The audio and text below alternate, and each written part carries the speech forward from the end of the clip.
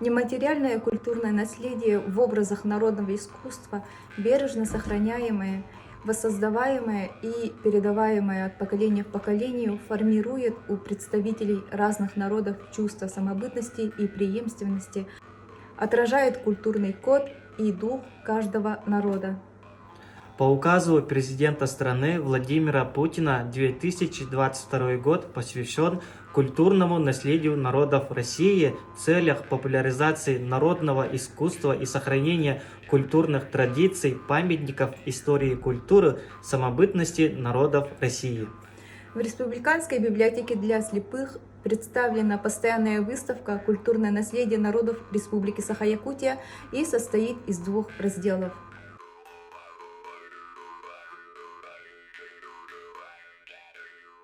Первый раздел «Прикоснись к архитектурным памятникам Якутии».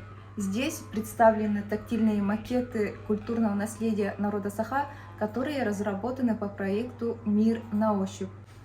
И первый макет – надвратная башня Якутского острога. Это постройка, с которой начинался город Якутск. Самое древнее строение города – остаток Якутской крепости, построенной русскими воеводами Иваном Преклонским и Матвеем Кравковым в XVII веке. Сам архитектурный памятник находится по адресу улица Кирова, 10А. Следующий макет – это якутский балаган. Это невысокая, вытянутая в длину 4-угольная постройка из наклонных бревен с плоской земляной кровлей. Балаган имеет окна, которые зимой прикрывались льдом. Вдоль стен установлены дощатые нары орон.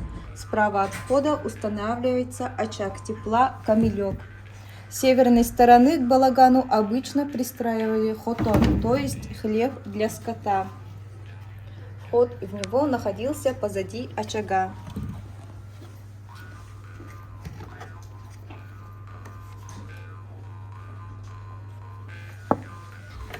Следующий архитектурный макет – это макет якутских коновязей, символ счастья и благополучия.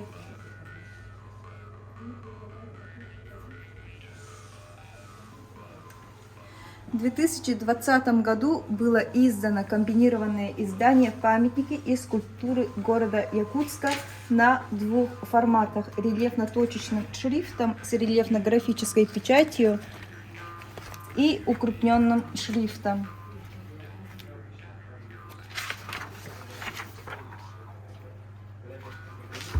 Также автор многих скульптур и памятников Николай Чачасов, который является волонтером библиотеки, передал библиотеке макеты памятников реки Лена и Дворник.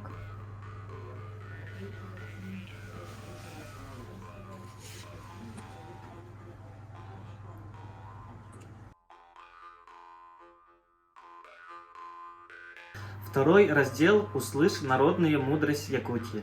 В 1971 году начала работу студия звукозаписи, обновляя художественные произведения, то есть создавая аудиокниги. Библиотека стала одним из новых течений и направлений в работе с читателями. Первые аудиокниги были записаны на магнитную ленту. На выставке вы можете посмотреть исторический роман, первое в якутской литературе произведение «Тыгын Дархан», с чьим именем связан один из поворотных пунктов в истории народов Саха. Роман написан с позиции нового мышления о событиях 16-17 века. Со временем, с быстрым развитием звукозаписи, работа студии не стояла на одном месте. Следующий этап аудиокниг были записаны на кассетах. Здесь представлена аудиокнига Пестерова Владимира Ильича «Истории Якутии в лицах», в котором перепечатаны отдельные краткие сведения о деятелях, внесших вклад в историю Якутии. С 2000 года велась запись на CD-диске. Перед вами сборник «Саха литературатын сүйіс бастың айымнелара». В сборнике вошли 100 лучших произведений якутской литературы. На сегодняшний день жанр говорящих книг очень разнообразен. На выставке представлены говорящие книги, записанные в защищенном формате LKF на флеш-картах.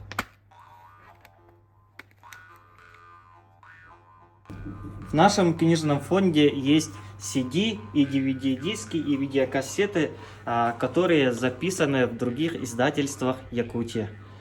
Здесь представлены якутские сказки для детей младшего возраста, а также сказки народов Севера на 7 языках малочисленных народов Севера. Теперь покажу DVD-диски. Тут представлен научно-популярный фильм «Якутский шаманский костюм». Данный фильм знакомит с шаманским костюмом 19 века из коллекции Иркутского областного краеведческого музея. Следующий диск «Орнаментальное искусство якутов» по книге Уллы Йохансен. На данном диске записаны на якутском языке сборники ребусов, загадок и словарей и многое другое. Одновременно с развитием современных цифровых технологий развивалась работа нашей библиотеки. Говорящие книги стали доступны для прослушивания через мобильные приложения. Так, с конца 2019 года мобильное приложение аудиокниги РБС стало одним из самых популярных и востребованных. Сейчас в приложении более 1000 аудиокниг и подкастов. Это приложение позволяет людям с ограниченными возможностями здоровья, проживающим по всей стране, свободно читать говорящие книги библиотеки.